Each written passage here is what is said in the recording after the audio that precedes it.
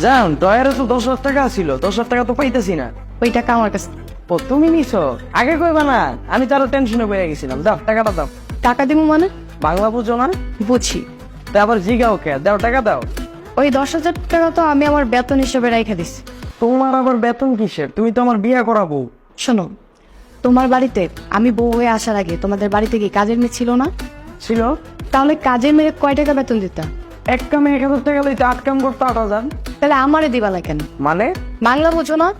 বুঝি রে বাবা, কিন্তু কাজের মাইয়ের বেতনের লগে তো তোমার হিসাবটা আমি বুঝতেছি না। একটা কাজের মেয়ে যদি 6 ঘন্টা কাজ করে তাহলে মাসে 6,000 টাকা পায়। আর আমি এই বাড়িতে এই সংসারে প্রত্যেকটা দিন কাজ করি, তাও ঘন্টার পর ঘন্টা। আমি কেন মাসে বেতন পাবো না?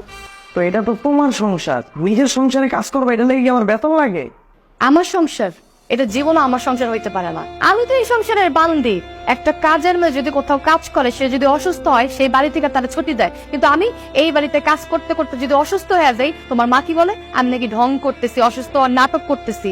একটা কাজের মেয়ে স্বামী থাকলেও না, সে কেয়ার করে, বুঝছো? তো আমি কি তোমার কেয়ার করি না? আমি তো বলি নাই মুন্না তুমি আমাকে কেয়ার করো না।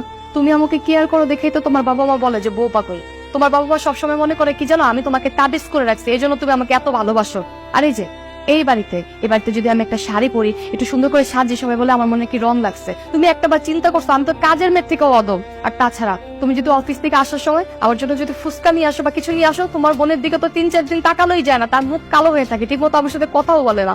আচ্ছা মুন্না, এই বাড়িতে আসার পর আমি কি পাইছি বলো? একটা দিনও কি তোমরা আমাকে বইয়ের মর্যাদা দিছো? দাও নাই। এই বাড়িতে যদি আমি বইয়ের মর্যাদা না পাই, ভালোবাসা না পাই, তাহলে আমি এই বাড়িতে বিনা পয়সায় কেন খাটবো? তাই আমি চিন্তা করছি এখন থেকে, যেহেতু আমার তোমাদের বাড়িতে কাজ করতে হবে, বাপের বাড়ি থেকে এখানে এসে যেহেতু আমি দিনের পর দিন কাজ করবো, তাহলে আমি মাগনা কেন কাজ করবো? আমি প্রতি মাসে বেতন নেবো। আর শোনো, একটা কথা আমি ক্লিয়ার করে বলে দিচ্ছি, এরপর থেকে আমার বেতনটা প্রতি মাসে আলাদা করে রাখ। শ্বশুর শাশুড়ি একটু কথা শোনাইবো, এটাই তো স্বাভাবিক। এটার এত সিরিয়াস নেওয়ার কি আছে? আম্মা তো তার মানে ঠিকই কইতো, তুমি আপা আমারও তো দেখতেই পারো না তার মানে। এই যুগের শাশুড়িদের সব থেকে বড় সমস্যা কি জানো? কি? তারা নিজেদের ছেলেকে আপন করে রাখতে যেয়ে ছেলেদের সংসারে ভেঙে ফেলে। যেমন তোমার মা তোমাকে সবসময় নিজের করে রাখতে চায়, নিজের করে রাখতে গিয়ে সবসময় আমার নামে উল্টাপাল্টা কথা বলে, আমার নামে উল্টাপাল্টা বিচার দেয়, যার কারণে তোমার আমার ভিতরে ঝগড়া লাগে, আমরা দূরে চলে যাচ্ছি, আমাদের ঘনিষ্ঠতা নষ্ট হয়ে যাচ্ছে।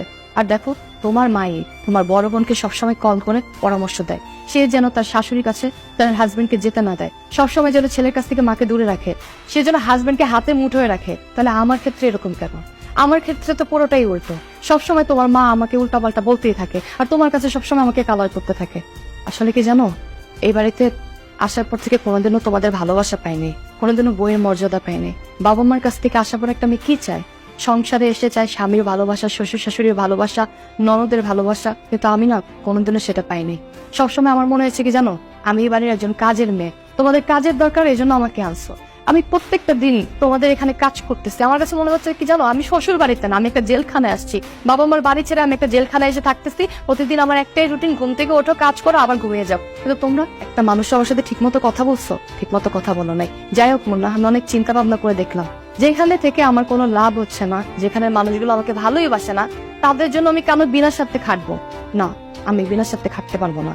আমি এখন থেকে তোমাকে ক্লিয়ার করে বলে দিচ্ছি, আমি যতদিন এই বাড়িতে থাকবো প্রতি মাসের বেতন তোমাকে দিতে হবে। আর একটা কথা শুনে রাখো, যবে থেকে এই বাড়ির বউ হয়ে আসছি, তবে থেকে আমি এই বাড়িতে কাজ করছি, সো তুমি হিসাব করে সব টাকাগুলো আমাকে দিয়ে দিও।